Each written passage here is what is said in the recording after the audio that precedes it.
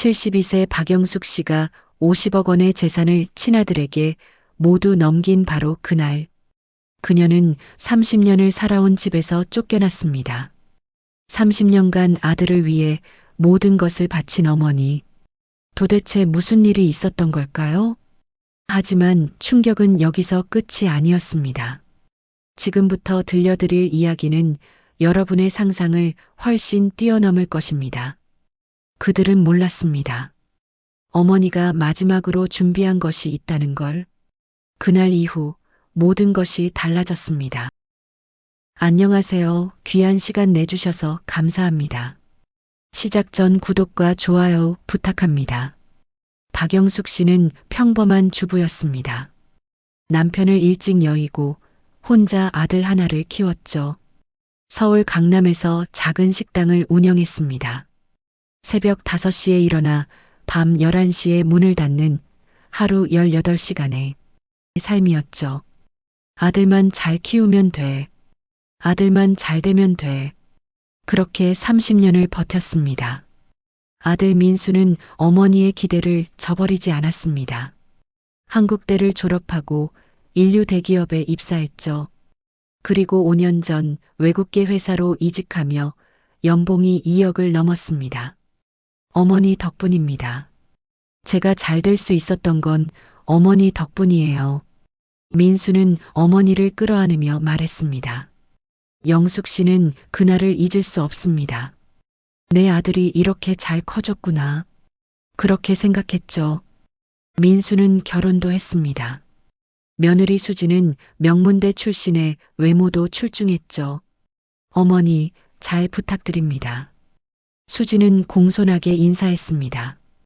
영숙 씨는 며느리도 마음에 들었습니다. 이제 내 역할도 끝났구나. 아들이 행복하게 살면 됐어. 하지만 그때는 몰랐습니다. 이 모든 것이 시작에 불과하다는 걸.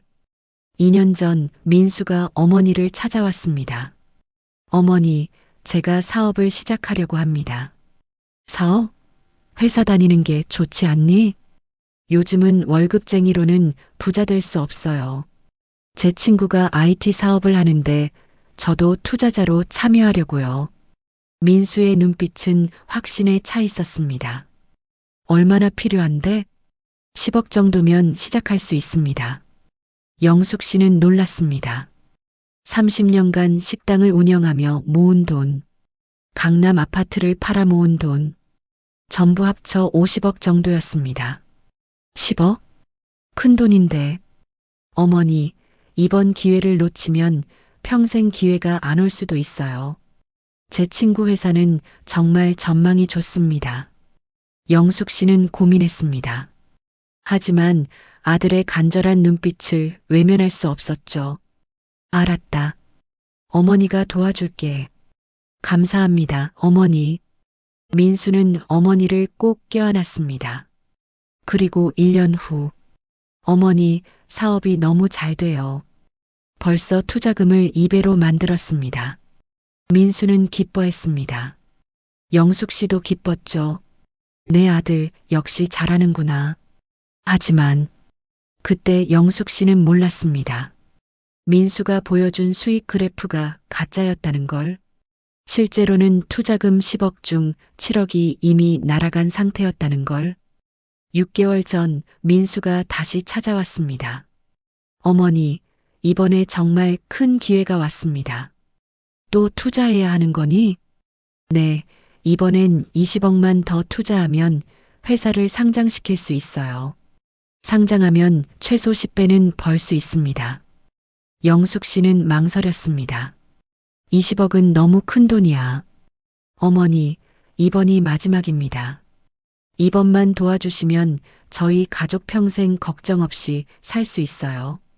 민수의 목소리에는 절박함이 묻어났습니다. 영숙 씨는 결국 고개를 끄덕였습니다. 알았어. 어머니가 가진 거 다 줄게. 그렇게 영숙 씨는 남은 재산 40억을 모두 아들에게 넘겼습니다.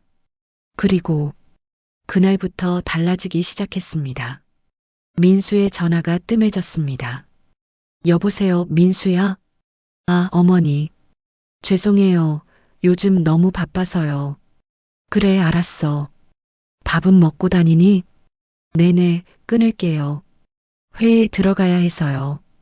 뚝, 전화가 끊겼습니다.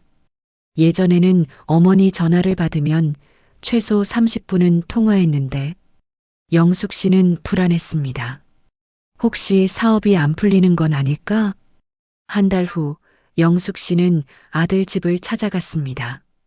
초인종을 눌렀죠. 누구세요? 며느리 수진의 목소리였습니다. 나야, 민수 엄마. 잠시 침묵이 흘렀습니다. 그리고 문이 열렸죠. 어머니, 갑자기 오시면 어떡해요? 수진의 목소리는 차갑게 식어 있었습니다. 미안해, 민수가 전화를 안 받아서. 민수는 지금 없어요. 바빠요. 그래, 그럼 내가 기다릴게. 어머니, 수진이 영숙 씨를 막아섰습니다. 앞으로는 미리 연락하고 오세요. 우리도 생활이 있잖아요. 영숙 씨는 얼어붙었습니다. 며느리의 눈빛이 너무 차가웠습니다. 알았어. 영숙 씨는 돌아섰습니다. 집으로 돌아오는 길, 가슴이 먹먹했습니다. 내가 뭘 잘못했지? 하지만 답은 없었습니다. 3개월 전 영숙 씨는 민수로부터 문자를 받았습니다. 어머니, 제가 드렸던 돈 관련해서 명예 이전 서류에 사인 좀 해주세요. 명예 이전? 갑자기 왜? 세금 문제 때문에요. 회계사가 명의를 저희 부부로 옮기는 게 좋다고 해서요. 영숙 씨는 잘 이해가 안 됐습니다. 하지만 아들이 하라는 대로 했습니다. 서류에 사인을 하고 보냈죠. 그리고 2주 후 은행에서 전화가 왔습니다. 박영숙 고객님 명의의 계좌가 모두 해지되었습니다. 네, 무슨 말씀이세요? 고객님께서 직접 신청하신 거 아니신가요? 영숙 씨는 급하게 은행을 찾아갔습니다. 제 돈이 어디 갔어요? 고객님, 여기 명의 이전 동의서에 사인하셨잖아요. 모든 자산이 아드님과 며느님 공동 명의로 이전되었습니다. 영숙 씨는 그제야 깨달았습니다. 자신이 서명한 서류가 무엇이었는지. 떨리는 손으로 민수에게 전화를 걸었습니다. 민수야, 이게 무슨 일이니? 아, 어머니. 걱정하지 마세요. 그냥 세금 절약하려고 그런 거예요. 하지만 내 통장이 다 없어졌어. 어머니, 어차피 제가 관리하는 돈 아니에요? 무슨 상관이에요? 민수의 목소리에는 짜증이 묻어났습니다. 그래도, 어머니, 저 바빠요. 나중에 얘기해요. 뚝, 전화가 끊겼습니다. 영숙 씨는 그 자리에 주저앉았습니다. 손발이 떨렸습니다. 내 아들이 나한테 이럴 수가. 그날 밤, 영숙 씨는 잠을 이룰 수 없었습니다. 2개월 전, 영숙 씨는 집 앞에서 낯선 사람들을 만났습니다. 박영숙 씨 맞으십니까? 네, 그런데요. 저희는 부동산 중개업체입니다. 이 집이 매물로 나왔다고 해서요. 네, 무슨 소리예요? 이 집은 제 집인데요. 아닙니다. 등기부등본 보시면 현재 소유주는 김민수, 이수진 씨로 되어 있습니다.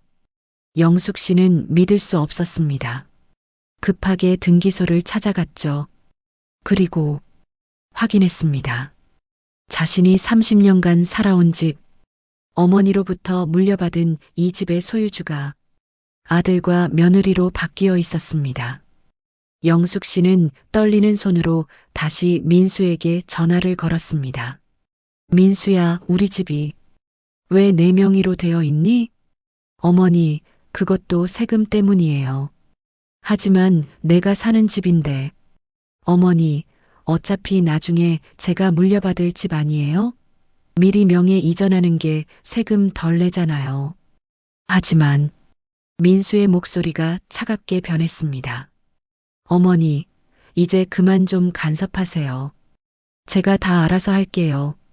민수야, 나는 끊을게요. 뚝. 영숙 씨는 그날 밤 혼자 울었습니다. 30년 세월이 한순간에 무너지는 기분이었습니다. 그리고 일주일 후 아들이 집에 찾아왔습니다. 며느리와 함께였죠. 어머니, 앉으세요. 민수의 표정은 굳어 있었습니다. 무슨 일이니? 어머니, 이 집을 팔기로 했습니다. 뭐? 요즘 집값이 많이 올라서요. 지금 팔면 20억은 받을 수 있대요. 하지만 내가 사는 집인데. 이때 며느리 수진이 입을 열었습니다. 어머니, 수진의 목소리는 얼음장처럼 차갑게 식어 있었습니다. 솔직히 말씀드릴게요. 저희도 이제 저희 인생을 살아야 해요. 어머니 뒷바라지하느라 저희가 얼마나 힘든지 아세요? 영숙 씨는 말을 잇지 못했습니다. 어머니가 주신 돈으로 사업한다고 했지만 사실 그 돈 다 날렸어요. 민수가 투자 잘못해서요. 뭐라고? 그래서 저희 빚이 10억입니다. 이 집 팔아서 빚 갚고 작은 집 하나 사서 어머니 거기 사시면 돼요. 영숙 씨는 아들을 쳐다봤습니다. 민수는 고개를 숙이고 있었죠. 민수야, 이게 정말이니? 민수가 고개를 들었습니다. 그의 눈빛은 어머니를 사람이 아닌 제거해야 할 짐짝 보듯 했습니다. 어머니, 민수가 입을 열었습니다. 전 이제 제 인생을 살 거예요. 어머니는 알아서 하세요. 그 순간 영숙 씨는 30년 세월이 한순간에 무너지는 걸 느꼈습니다. 손발이 떨렸습니다. 숨이 막혔습니다. 내가 뭘 잘못한 거지? 하지만 아들은 이미 돌아서고 있었습니다. 며느리도 차갑게 웃으며 말했죠. 다음 주까지 짐 정리하세요. 새 주인이 들어온대요. 문이 닫혔습니다. 영숙 씨는 텅 빈 거실에 혼자 남겨졌습니다. 영숙 씨는 집에서 쫓겨났습니다. 갈 곳이 없었죠. 친구 집에서 며칠 신세를 졌습니다. 영수가, 내 아들이 어떻게 그럴 수가 있어? 친구는 분노했습니다. 하지만 영숙 씨는 대답할 수 없었죠. 내가 뭘 잘못했을까? 내가 잘못한 게 뭐가 있어? 내 아들이 나쁜 놈이지. 하지만 영숙 씨는 자책했습니다. 내가 아들을 잘못 키운 건가? 내가 너무 많은 걸 준 건가? 며칠 후 영숙 씨는 작은 고시원으로 이사했습니다.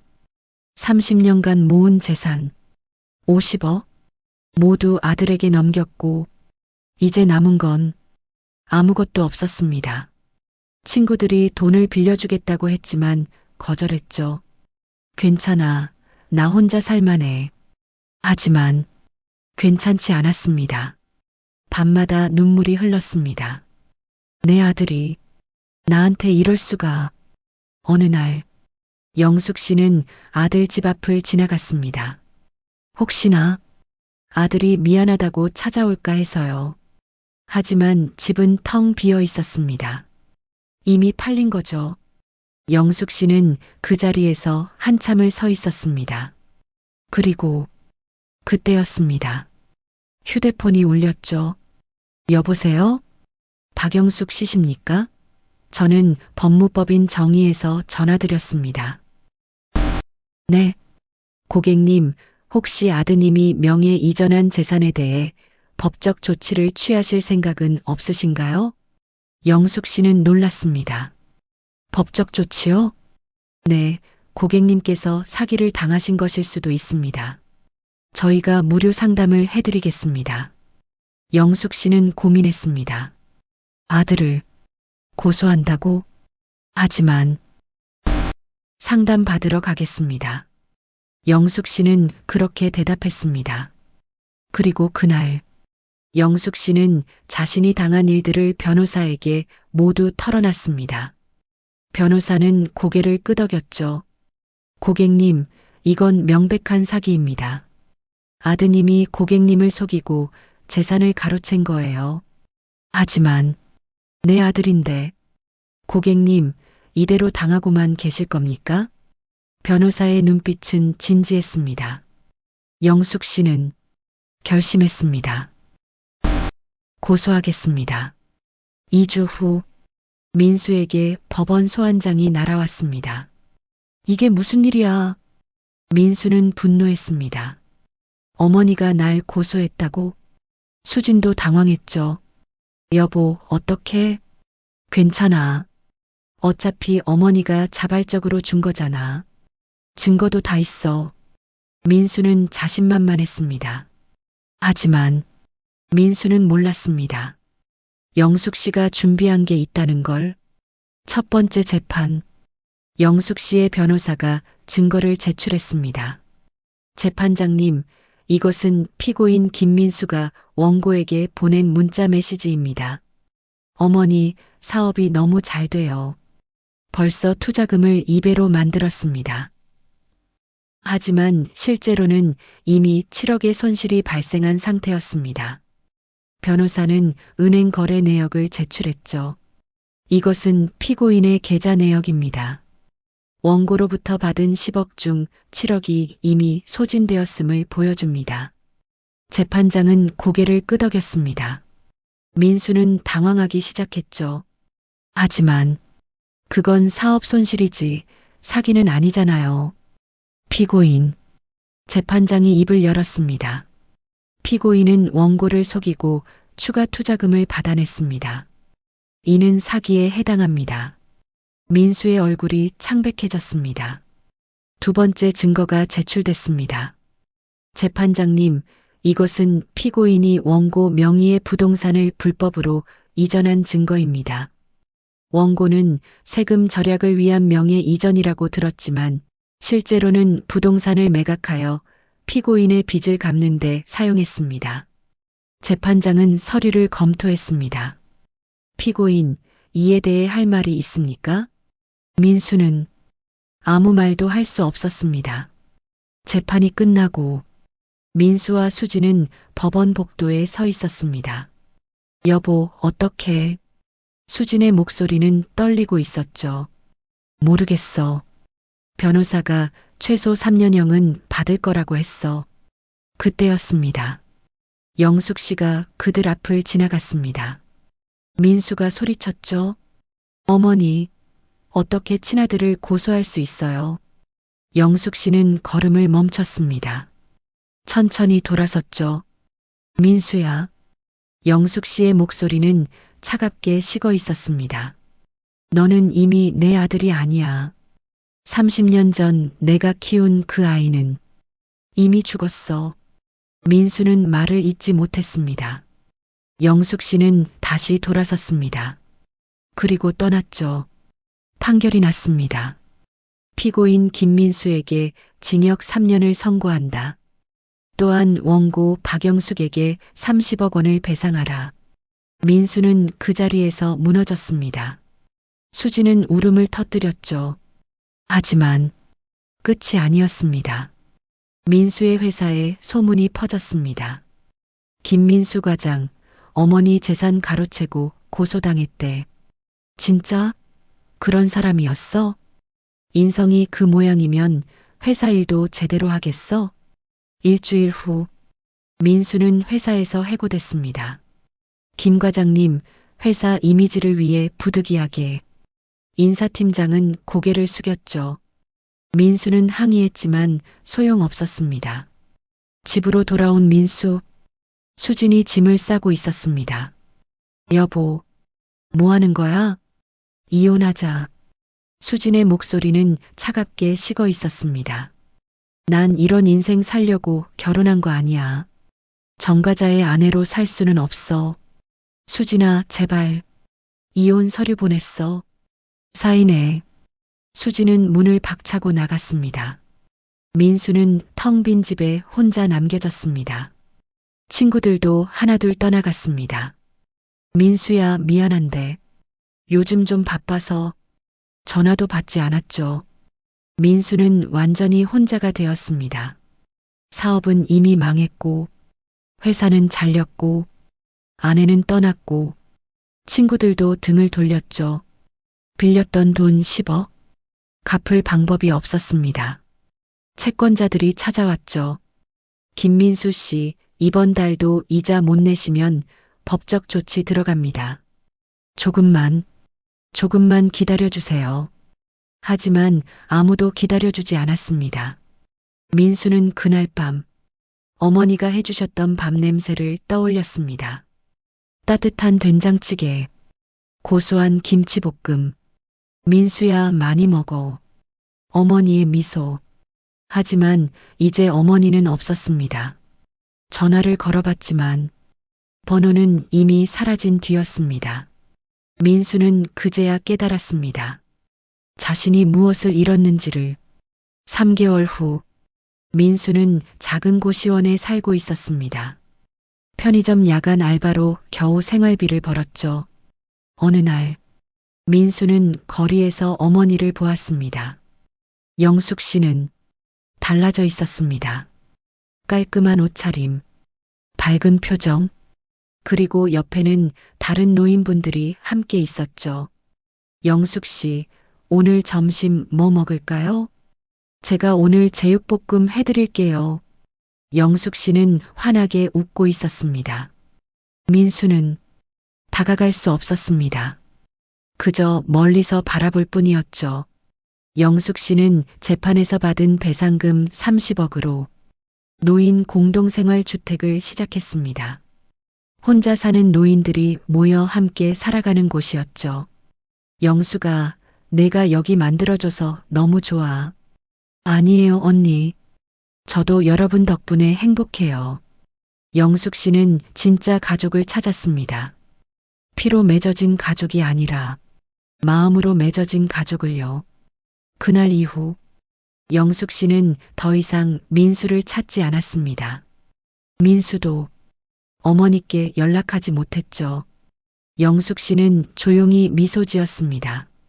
30년을 참고 견뎠던 이유를 이제야 알 것 같았죠. 진짜 가족은 피가 아니라 마음이라는 걸. 그리고 진짜 힘은 돈이 아니라 지혜라는 걸. 그날 이후 영숙 씨는 진짜 가족들과 새로운 삶을 시작했습니다. 여러분도 기억하세요. 세상에 공짜는 없지만 대가를 치르지 않는 배반도 없다는 걸. 소중한 시간 제 영상 봐주셔서 정말 영광입니다. 앞으로도 품질 좋은 사연으로 찾아뵙겠습니다. 마음에 드셨다면 구독과 좋아요 부탁합니다. 고맙습니다.